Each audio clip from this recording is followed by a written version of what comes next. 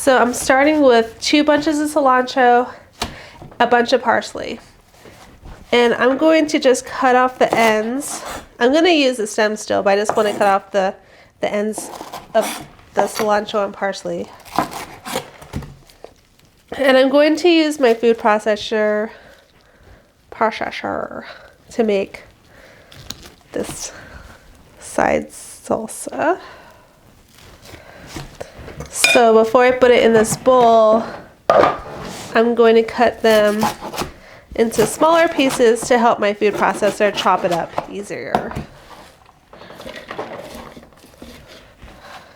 As you can see, this is going to make a good deal of chimichurri, so you can have some left over and use it for other things that might pop up on a weeknight for dinner.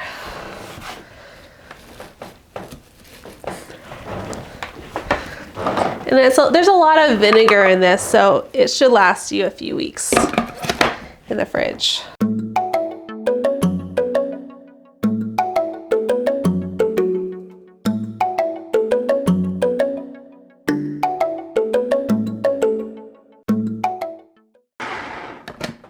So I'll just give it a little stir to help move things around.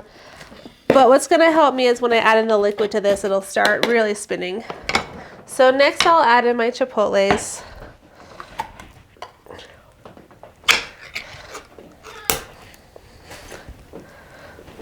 I'm going to put 4 in here to start, and then I'll give it a taste later and see how that looks.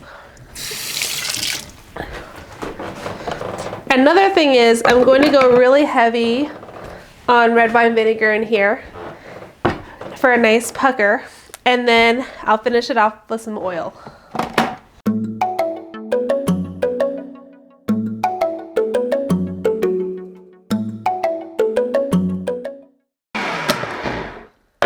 So you can see the consistency right now. I'm going to add in some salt as well.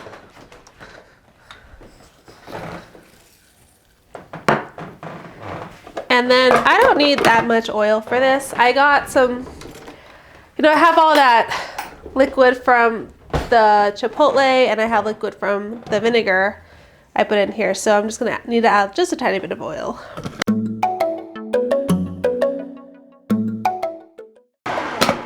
And that looks good. It has a nice texture. And you can easily spoon it over fish, or like today we're having pork. So I'm gonna give it a taste.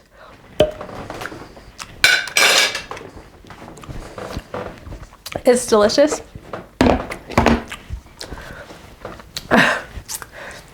Put a lot of vinegar. So this really packs a punch, but when you're pairing it with meat, it's going to be really nice. So you kind of want it to hit the back of your throat. So for now, I'm going to put it in a jar, just because I know I'm not going to use all of it today. So I'll already have it stored somewhere. You can also use Tupperware, because I know jars are actually really scarce right now. Just 4 of those chipotle peppers really brought like that smokiness and heat to this chimichurri.